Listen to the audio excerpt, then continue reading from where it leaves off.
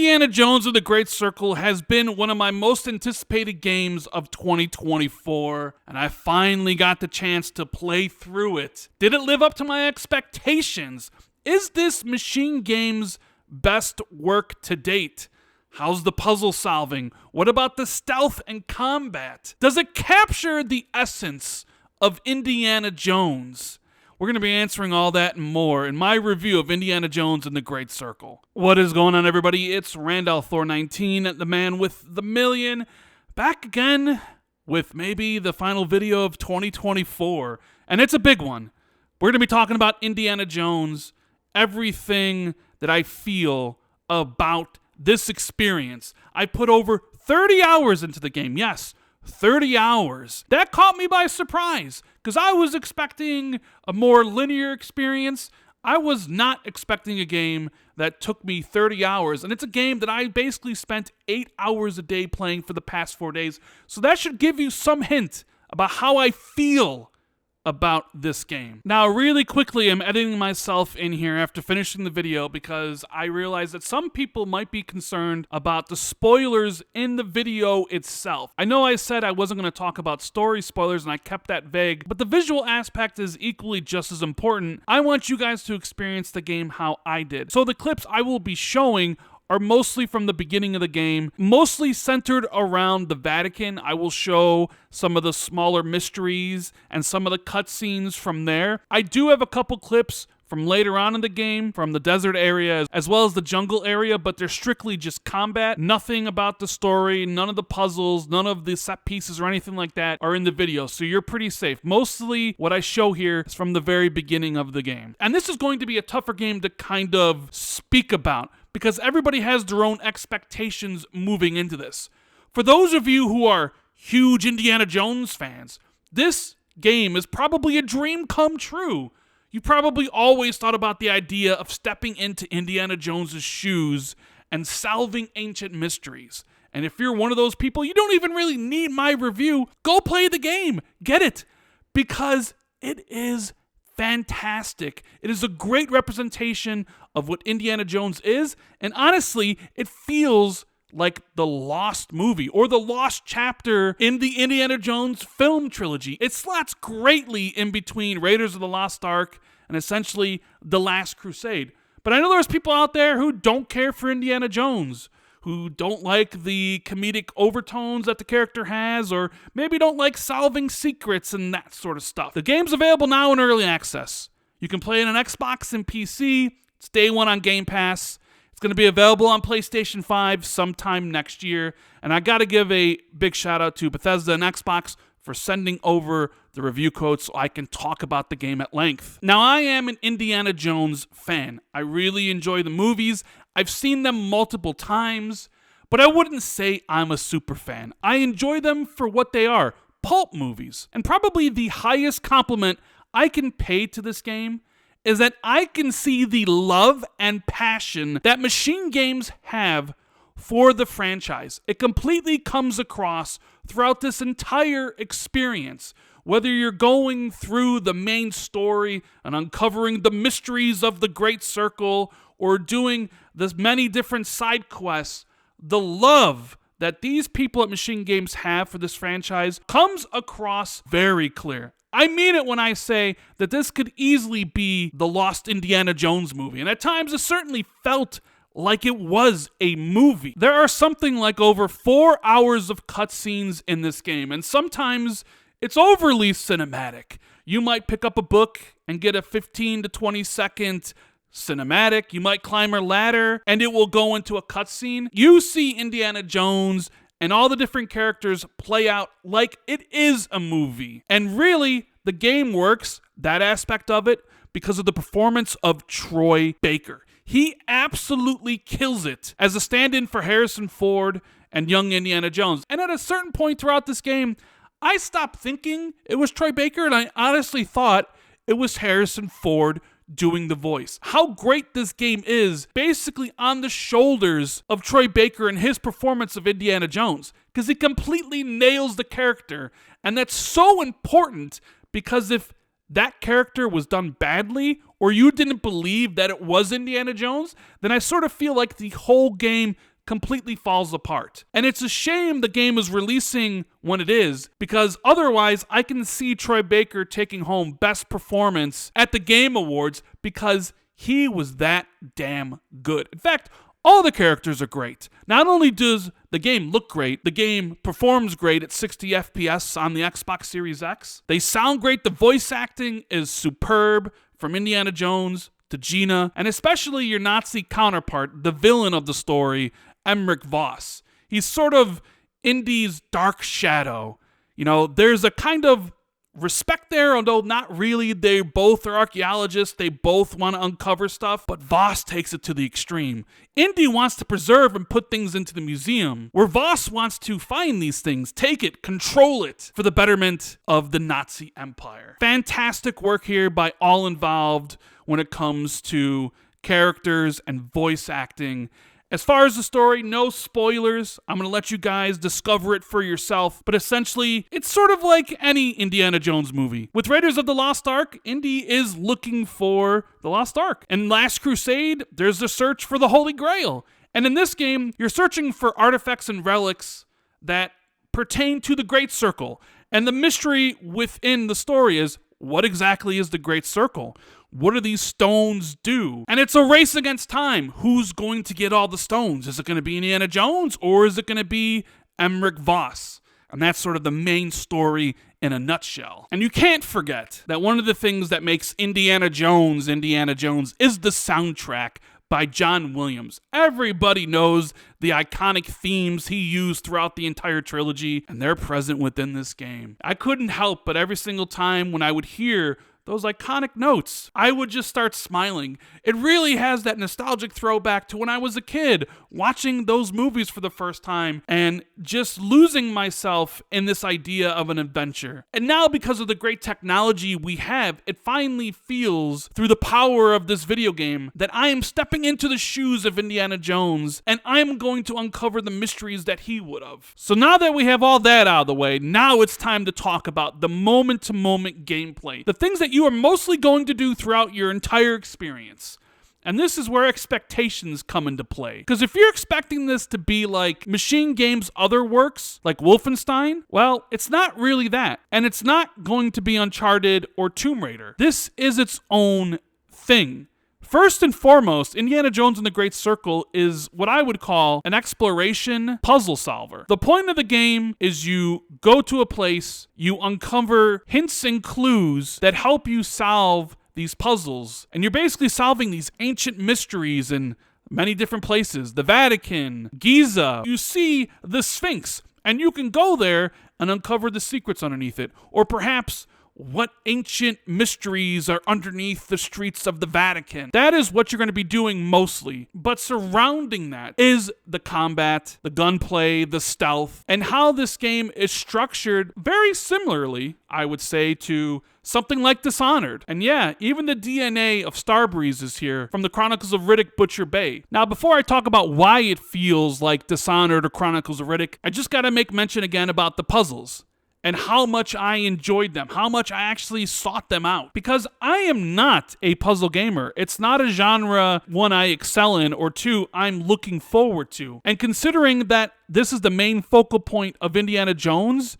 is solving these mysteries at the Vatican, and the desert in Giza, and the jungle level, and all the other places, I really felt compelled to do as much as I could, completing all the side quests, all the mysteries, getting all the discoveries. And while some of the puzzles were easy to solve, clearly, they're gonna have those that are just gimmies, there were some difficult ones here that took me an obscene amount of time to figure out that I'm not really comfortable sharing because it makes me feel stupid. But there was a catharsis to solving them that I've never really had before. And it really does add to this idea that you are Indiana Jones. You're walking through these tombs strewn with cobwebs and bones. You're picking up notes and deciphering how to solve the next part. That they absolutely nail. But when we talk about the combat and the stealth and how you access these areas in these bigger maps, that's where it's set up like Dishonored. That's where player choice comes into it. I had to infiltrate a Nazi base within the Vatican for a side mission. And there's many different ways you could approach this.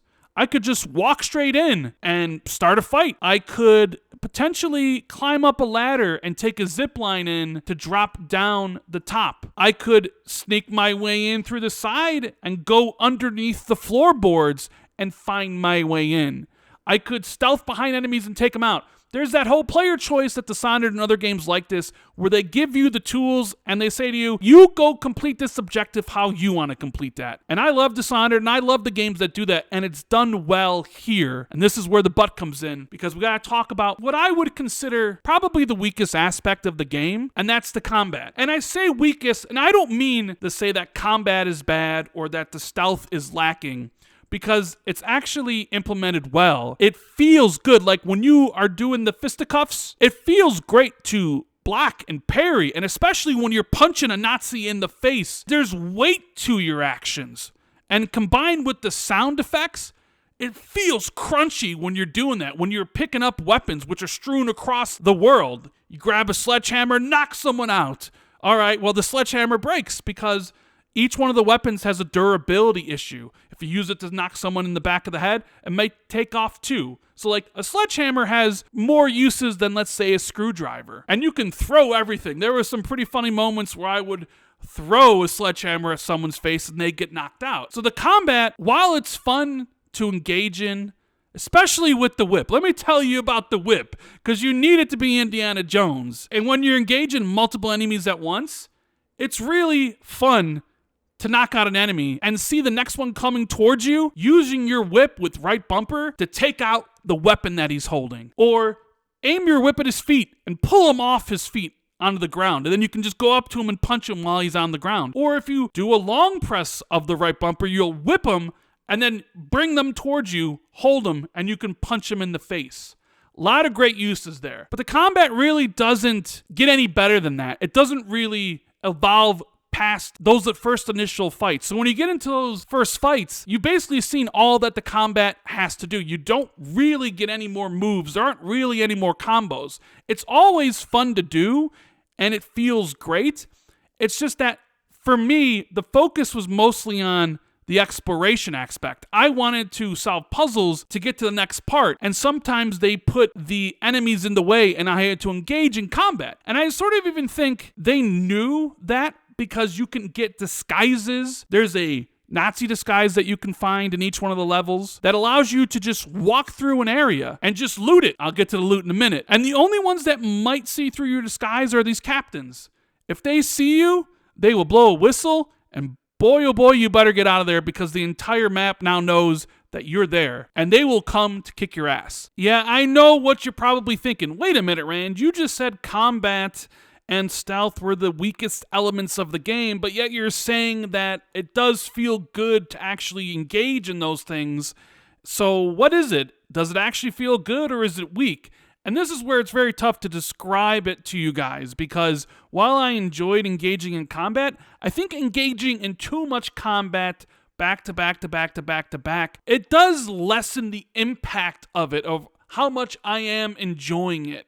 Especially when it was a barrier between me and doing what I wanted to do, which in this game was solve the mysteries, uncover the ancient secrets. And I felt like combat was a barrier preventing me from doing what I wanted. So even though the combat can be fun and using the whip is a blast, at times I just wanted to avoid it. And you use the whip for a lot more than combat. Because the game also has you traversing through dangerous environments, you can't always make the leap from one ledge to the next. So this is where your trusty whip comes in handy, because you can use it to swing yourself over to the other edge. You can use the rope to reach higher places or help you descend into the darkness without dropping to your death. So you're using the rope in a lot of traversal mechanics. I do want to make mention that climbing the rope and shimmering across ledges are kind of slow. Indiana Jones, I guess, isn't a spring chicken. He's not like bunny hopping across things. And there are books that you can find that will make him move faster. But I just wanted to point that out. Now, there are difficulty settings in the game. There are 4 difficulties you can play on: easy, moderate, hard and very hard, and they mostly have to deal with how much damage the enemy does in an attack, how aggressive they are at attacking you, the number of them. It's not just, one character at a time. They will gang up on your sides and behind you. So you can set it to how you want, and there's also a difficulty setting for the puzzles themselves. At the default level, there's barely anything on screen. It's just your health in the bottom left-hand corner. And if you choose that, there's no waypoint icons on your screen whatsoever. You have to constantly refer to your journal where all your notes and everything from the adventure gets slotted in, which I thought was a cool touch. It reminded me a lot of The Last Crusade. Indy would always refer to his dad's journal and would have notes and pictures and stuff, and they do that here. You do earn XP. You can get money.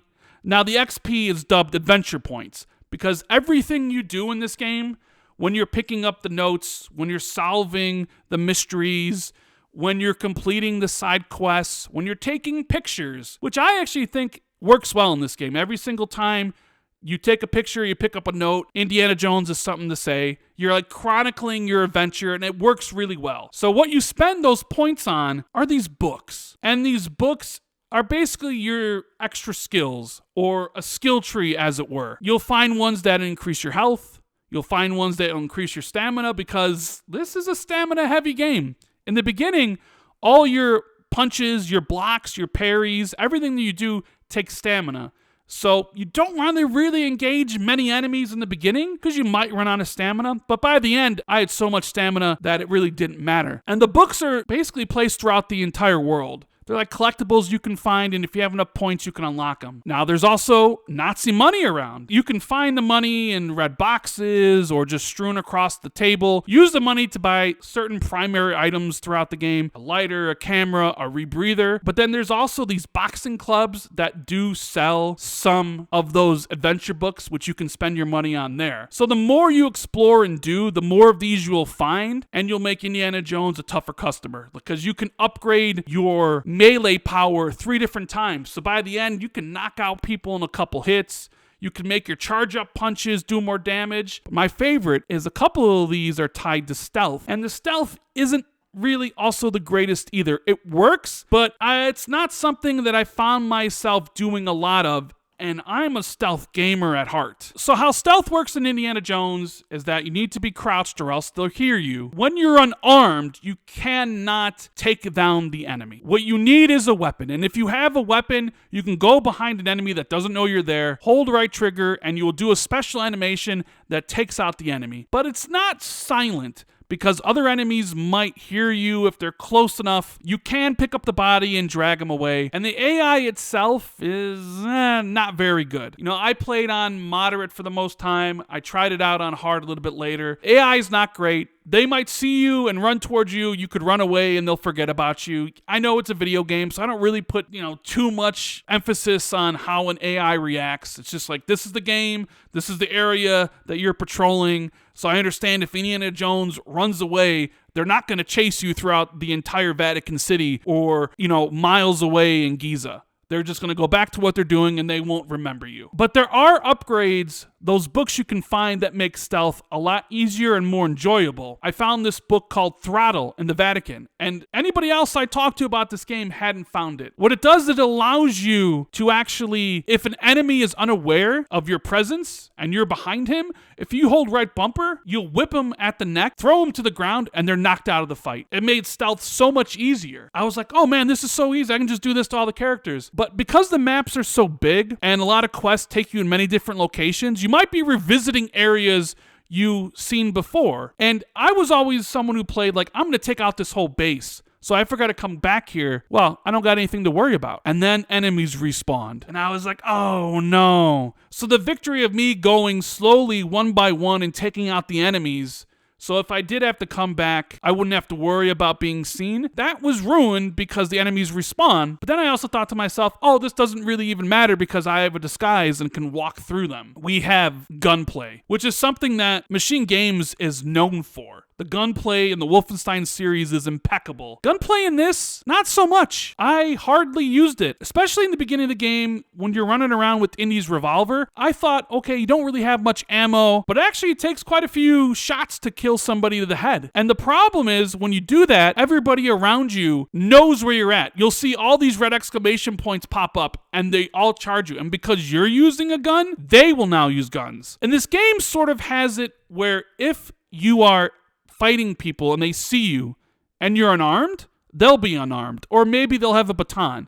And if you have a shovel, they might attack you with that stuff. But if you use a gun, well, then everybody else around you is going to use a gun. And it's very difficult to get through an area when you have 10 different people shooting you with shotguns, rifles, and pistols. So I used guns very rarely because I mostly just got into an area, snuck around, took out a couple people that I felt needed taken care of, and then I was on doing to what I needed to do to the next area to solve the mystery or what have you. I barely engaged in gunplay because even, I don't know, it doesn't feel good to do either. And I sort of feel like that's by design. You're Indiana Jones. He's not really known as a gunslinger. And it just felt like, well, sometimes Indy does use it and it's here for you to use, player choice if you want to, but it's not something I would really recommend using. Even when you pick up other enemies' guns, they barely have any ammo. Like you'll pick up a shotgun that has 4 shots, but it might take you 2 or 3 shots to kill somebody, or a machine gun with 20 bullets, and it might take you 5 or 6 to kill someone, but the drawback is everybody knows you're there. So I avoided it for the most part. There is a lot to do in this game, though. Outside of just the main adventure, you have 3 different categories of missions. You have field work, which is basically your meaty side quests, which, you know, there are quite a few of them that are really good. I recommend that when you play Indiana Jones, do all the fieldwork missions because they're lengthy. They actually have usually a lot of cutscenes. It might take you from one part of the map to the next. They're all well worth doing and they tell a story. You have your discoveries, which are collectibles. There's medicine to find throughout the map. There are ancient relics to find throughout the map. There are these, you know, Ubisoft-like collectibles you can go find during your playthrough. And there's also these things called mysteries, which are puzzles of a more local variety. I'll give you an example of one. In Giza, I found a chest that had a lock on it, and there was a couple notes next to it, and each one of those notes detailed the clouds in the sky. So one of the notes basically showed all the different types of clouds with a number next to them, and one of the other notes was basically at each point in the day what type of clouds were seen in the sky. And using those 2 documents, I had to figure out a 4-digit or sometimes 5-digit code to use the lock. It was a brain teaser, and you'll find these throughout the entire area. There's maps you can buy using your money that will put them on the map and go and do. And honestly, I thought they were a great fun. And I'm not someone who's normally looking for those puzzles, but that aspect of the game, they nailed completely. So do all the field work, do the mysteries, the collectibles are up to you. But I know a lot of you are just really in for the main adventure, and they completely nailed it. So would I recommend Indiana Jones and the Great Circle? I mean, if you're an Indiana Jones fan, you're already playing it. But yes, I would.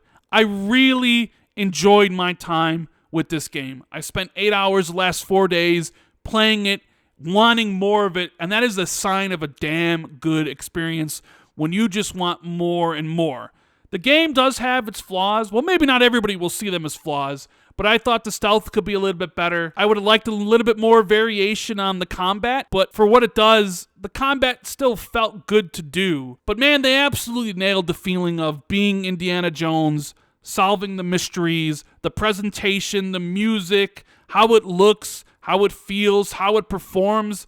Top-notch stuff there. Now, as someone who loves the Wolfenstein games and has been dying for a 3rd one, I have to ask the question if this is MachineGames' best work to date. And you know what? I kind of think it is. It's definitely a unique experience from them, and I'm sort of at odds here with myself, because while I want a 3rd Wolfenstein game, I actually want another Indiana Jones game. I could go for another one of these adventures. That's how much I enjoyed it. And if they make some quality of life improvements, the next game could be even better. I really, really, really enjoyed my time with Indiana Jones. And if you're looking for a numbered score, it's definitely going to be in my top 10, perhaps my top 5. But I would give Indiana Jones and the Great Circle an 8.5. Thank you guys for watching the video. I know it's a long one. I had a lot to say about the game. I spent a lot of time in the game. Let me know what you think about the video. Let me know what you think about Indiana Jones if and when you play it. Thank you guys. Hope you're all doing well, and I'll see you in the next video. Later.